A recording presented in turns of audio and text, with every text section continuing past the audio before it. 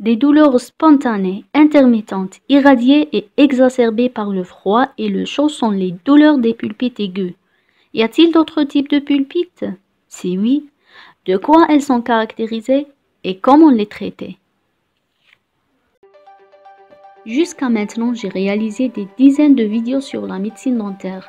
Mon but, c'est de rendre la médecine dentaire plus facile, que ce soit pour les étudiants ou pour les médecins dentistes qui ont déjà terminé leurs études. Pour plus de vidéos, abonnez-vous sur ma chaîne en cliquant sur le bouton s'abonner pour que vous puissiez voir mes vidéos dès que je les mets en ligne.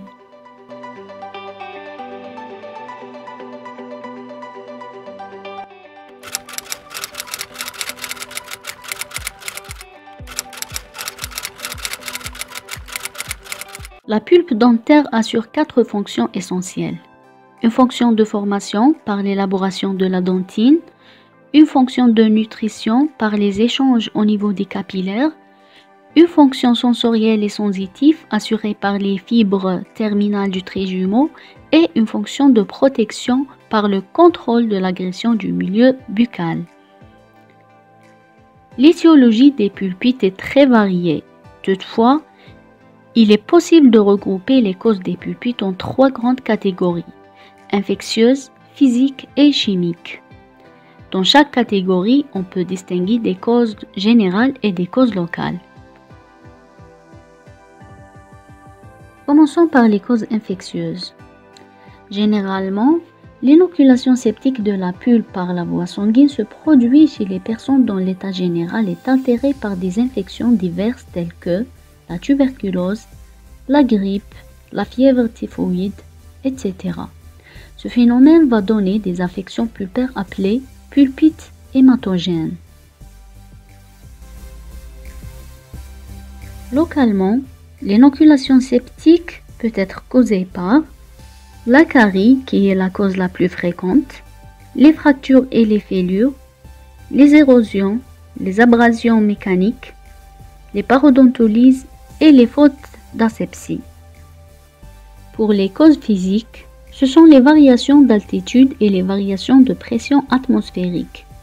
Ces variations sont source de violentes douleurs appelées aérodontalgie. Localement, les agents traumatogènes peuvent être d'origine mécanique, thermique, électrique et radiothérapique.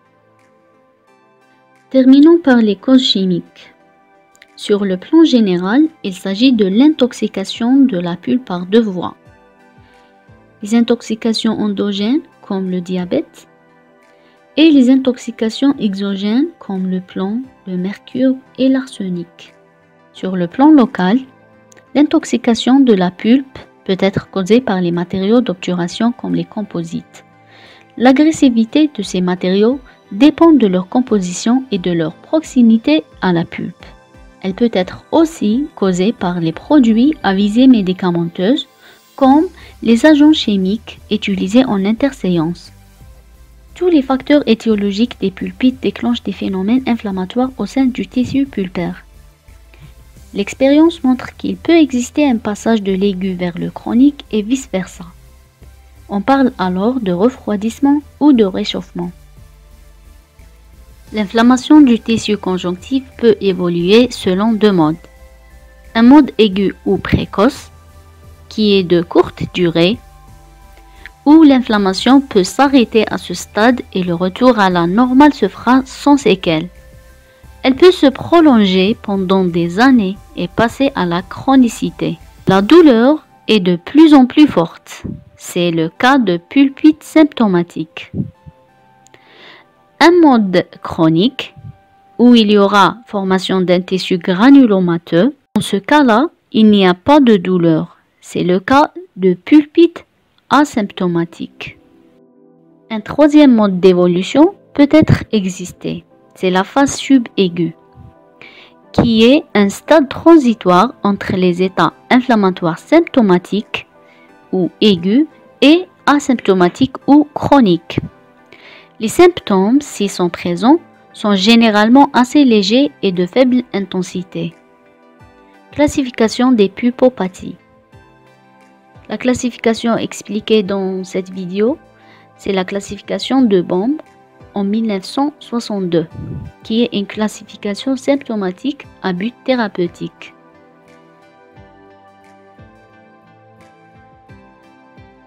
Selon cette classification, la première catégorie est comme suit.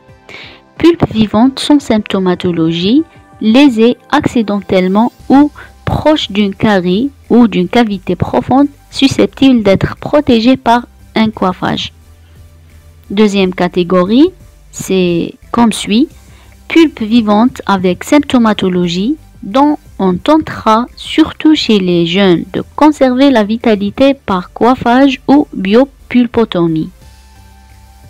Biopulpectomie et l'obturation canalaire immédiate sont indiquées pour des raisons symptomatologiques, prothétiques et iatrogènes. En catégorie 4, on trouve une pulpe nécrosée avec infection de la dentine radiculaire avec ou sans complications périapicales exigeant un traitement antiseptique et l'obturation des canaux.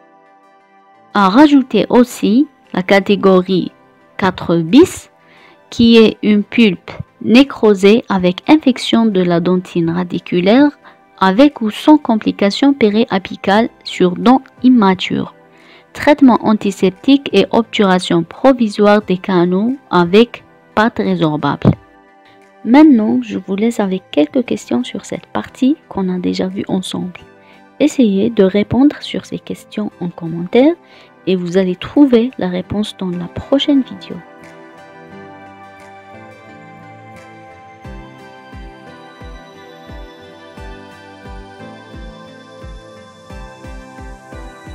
Premier chapitre, les pulpites symptomatiques. 1. L'hyperémie pulpaire. Elle est intégrée dans la classe 2 de Bomb. C'est un syndrome réversible dont le signe majeur est la douleur provoquée par le froid. Ce syndrome est dû à une congestion par accumulation du sang dans la pulpe. L'hyperémie, qui est le point de départ du cycle inflammatoire, est caractérisée par des douleurs provoquées, aiguës et brèves, qui cessent avec l'irritation. À l'examen clinique, il faut rechercher la notion d'un traumatisme occlusal, des caries, des fractures et des restaurations. La pulpe répond plus vite au froid qu'au stimulus chaud. Le test électrique requiert un courant minimum. Habituellement, le patient ne réagit pas à la percussion. La radiographie montre la profondeur de la cavité et sa proximité par rapport à la chambre pulpaire. Elle ne révèle rien d'anormal concernant l'espace desmodental. L'évolution de la lésion se fait généralement vers la guérison après suppression du facteur irritant. Si au contraire l'agression persiste, on assiste à l'apparition d'une pulpite aiguë qui est de partielle peut devenir totale. 2. Pulpite symptomatique ou aiguë selon S. Elle peut être intégrée dans la classe 2 ou 3 de Bomb. Cette pulpite, qui est symptomatique, est la réponse inflammatoire cliniquement décelable du tissu conjonctif pulpaire à une irritation. Dans cette réponse, les forces exudatives sont prédominantes. Les symptômes douloureux ont pour cause une pression intrapulpaire. Dans les pulpites aiguës, on distingue 3 formes. Pulpite subaiguë ou pulpite symptomatique partielle, pulpite aiguë séreuse ou pulpite symptomatique totale séreuse, et pulpite aiguë purulente ou pulpite symptomatique totale purulente. Dans la pulpite symptomatique, la couronne garde habituellement sa teinte naturelle. Les douleurs spontanées et provoquées constituent l'essentiel des signes fonctionnels. On détaille un peu les douleurs spontanées et provoquées dans ce type de pulpite parce que ces douleurs constituent l'essentiel des signes fonctionnels comme nous avons déjà dit. Pour les douleurs spontanées, Les douleurs aiguës sont intermittentes et se présentent sous la forme de crises douloureuses, séparées par des périodes de rémission complète. Elles peuvent être d'intensité variable. Il est à noter que la douleur des pulpites, contrairement à la douleur desmodontique, réagit favorablement aux antalgiques. Les crises sont plus ou moins fréquentes, souvent nocturnes. Le malade peut être capable de localiser la douleur et de désigner exactement la dent en cause.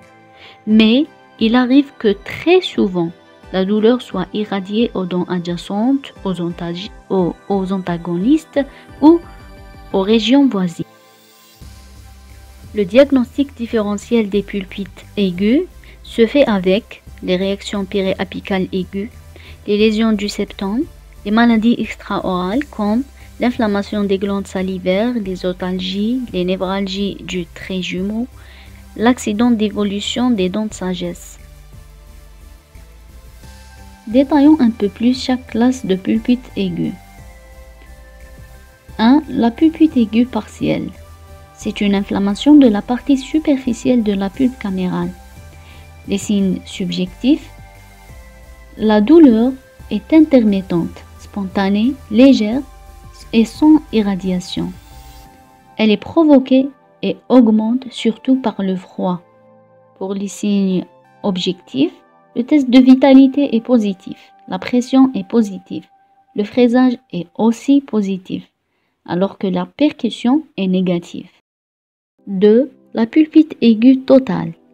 Cette classe se subdivise en deux sous-classes. La pulpite aiguë séreuse et la pulpite purulente. La pulpite aiguë séreuse. Ces douleurs sont spontanées, vives, continues, lancinantes, irradiantes et durables. Le test au froid provoque une douleur intense qui peut durer 5 secondes et déclenche la rage de la dent. Le fraisage est positif, la percussion axiale est négative et la percussion transversale est positive. Pour la pulpite purulente, les douleurs sont spontanées, extrêmement violentes, durables et avec faible rémission. Elles sont irradiantes et pulsatiles. Ces douleurs sont aussi augmentées par la chaleur et calmées par le froid. Maintenant, je vous laisse avec quelques questions sur cette partie qu'on a déjà vue ensemble. Essayez de répondre sur ces questions en commentaire et vous allez trouver la réponse dans la prochaine vidéo.